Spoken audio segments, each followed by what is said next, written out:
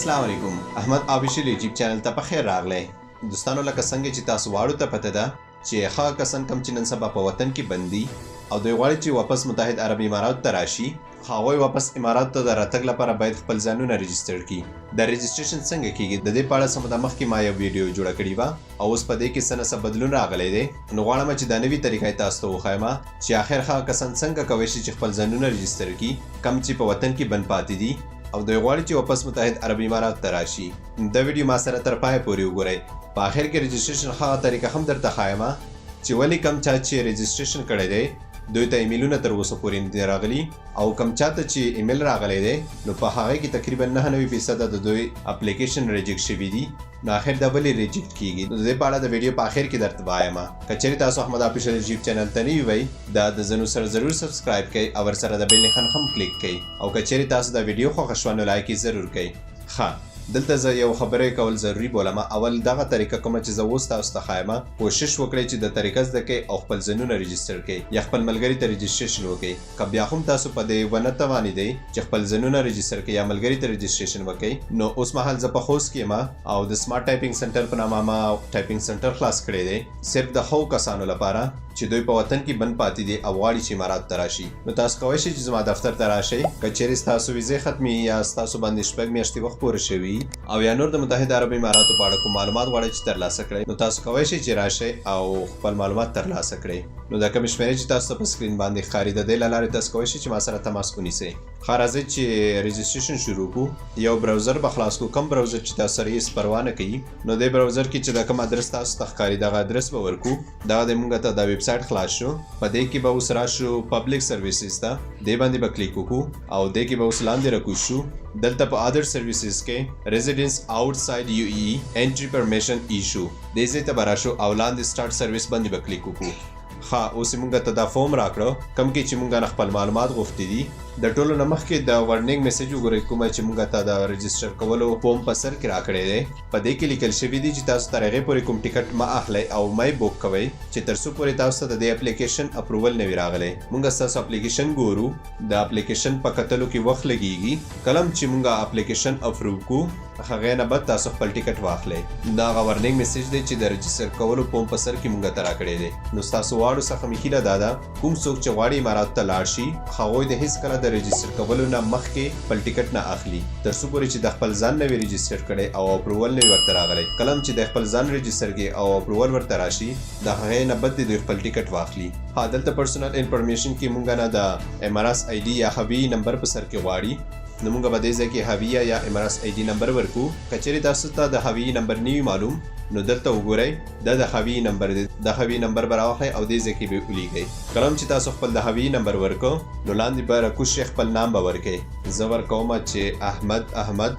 کلم چې په انګلیسي کې خپل نام ولیکئ نو دلته لاندې تاسو وګورئ په اتوماتیک ډول هغه نام عربۍ ته واوښتو. د دې نه پس به دلته خپل د پاسپورټ نمبر ورکئ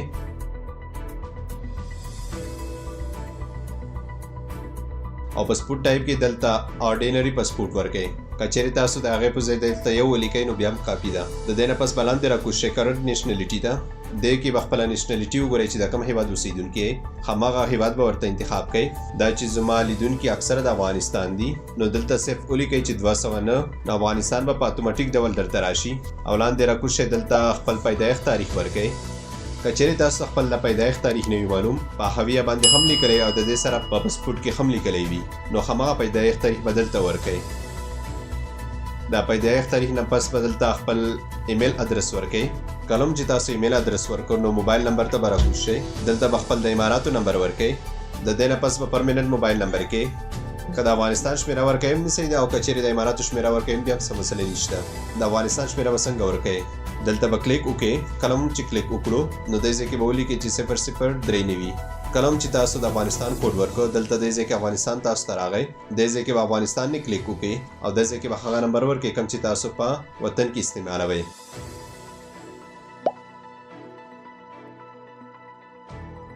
زه واپس د اماراتو نمبر ورکوم نو دلته به راشم 009 کوډ به ورکم او دې ځای کې به یونایټډ عرب امارات ورته انتخاب کم او دې ځای کې به اماراتو نمبر ورکم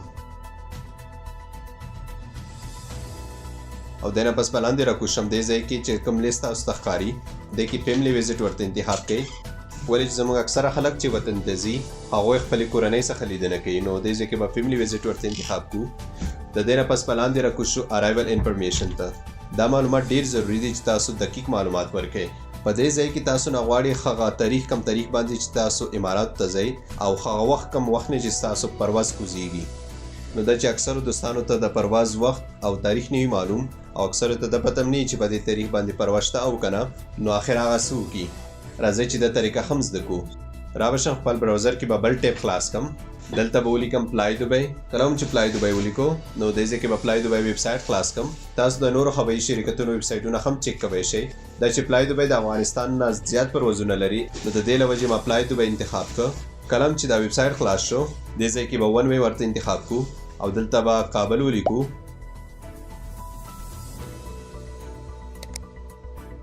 او دې ځای کې به ولیکو چې دوبۍ، مطلب د کابل نه زه دوبۍ ته تلل غواړم او دې ځای کې به هغه تاریخ ورته انتخاب کړم کوم نه چې زه غواړم چې امارات ته لاړ شم.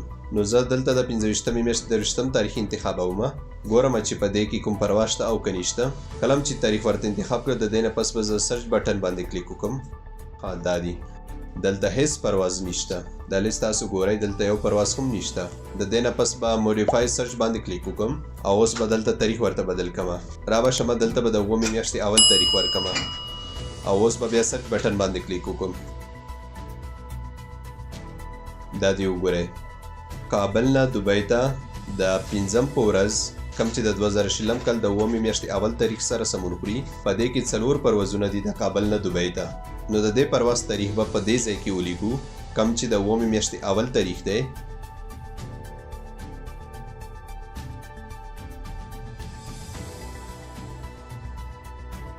د تاریخ ورکول نه پس به راشو وخت ته چې په کم وخت باندې د پرواز کوزیږي.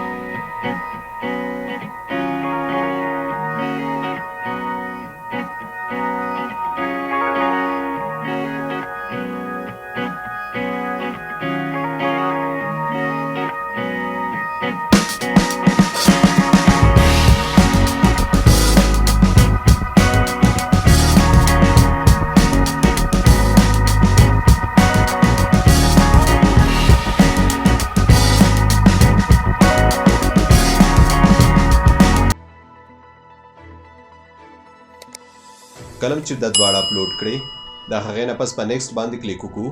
دلته تاسو وګورئ دا هغه معلومات دي کم چې مونږه ورکړي دي. نو دلته تاسو خپلو معلوماتو ته ځیر شئ، هسې نه چې تاسو په کوم ځای کې غلطي کړي. ولې چې یو پیر اپلیکیشن سبمیټ شي هغه بیا نه اصلاح کیږي. نو د دې له وجې تاسو ته دلته د آپشن درکړی چې تاسو خپل معلومات وګورئ که کوم ځای کې غلطي شوي وي نو بیا به بیک لاړ شئ. کله چې تاسو بیک لاړئ دلته وګورئ چې کوم ځای کې تاسو نه غلطي شوي هغه اصلاح کړئ. کله چې تاسو خپله غلطي اصلاح کړه هغې نه پس بیا نیکسټ باندې کلیک وکړئ.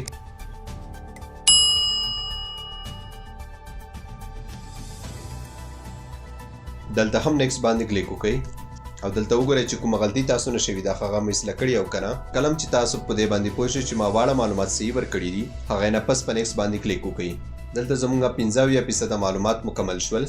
نو دلته به دې ځای کې چیک مارک وکړو او خپل معلومات به سبمیټ کو. کله چې موږ خپل واړه معلومات سبمیټ کړل دا وګورئ موږ ته یو اپلیکیشن نمبر راکړه. دا زموږ اپلیکیشن نمبر دی. د دې نه پس به لاړ شئ خپل ایمیل به چیک کړئ چې تاسو ته کوم ایمیل راغلی او که نه. دا دی وګورئ موږ ته ایمیل راغلی دی او دا زموږ هغه د اپلیکیشن نمبر دی کوم چې هلته موږ ته راکړی و. دلته یو خبرې ته ځیر شئ. کله چې تاسو ته د اپلیکیشن نمبر درکړو دا په دې معنا نه ده چې ستاسو ريجيسټرشن مکمل شو او اوس کوی شئ چې ټیکټ واخلئ او اماراتو ته لاړ شئ. نه، اوس صرف ستاسو معلومات سبمیټ شوي دي.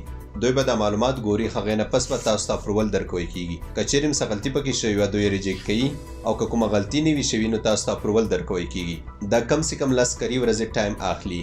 نو چیرې هم تاسو دا سوچ ونه کړئ چې موږ ريجيسټرشن مکمل شو او اوس موږ اماراتو ته تللی شو. نه، تر څو پورې چې تاسو ته اپروول نه وي راغلی تاسو نشئ کولی تر هغې پورې اماراتو ته لاړ شئ. نو الله دې وکړي چې تاسو ريجيسټرشن زده کړی وي.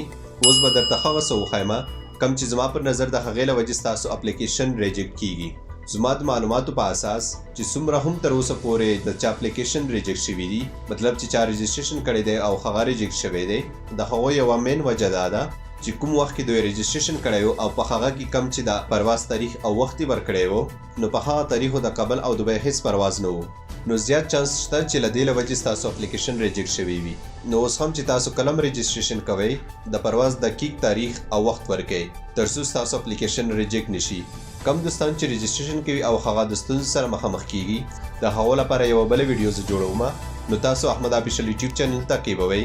که چیرې دې چینل ته نوي وئ دا زنو سره ضرور سبسکرایب کړئ او ورسره د بیل نښان هم کلیک کړئ. او په آخر کې یو یادونه دوباره کومه خو دوستان چې دوی نشي کوئ خپل ريجيسټرشن وکړي نو هغه کوی شي چې د کومې شمېرې دی ته په سکرین باندې ښکاري هغو له لارې ما سره تماس ونیسي او که چیرې په خوست کې نو کوی شي چې د کوم ادرس دی ته په سکرین باندې ښکاري په دې ادرس باندې راشي او خپل ځانونه ريجسټر کړي تر څو دوی واپس اماراتو ته لاړ شي او خپل کارونه هلته پر مخ بوځي. نو که کومه پوښتنه لرئ ماته په کمنټ کې ولیکئ او که چیرې تاسو دا ویډیو خوښه شوي دا ضرور درسره لایک کړئ او خپل واړو ملګرو سره شریکه هم کړئ.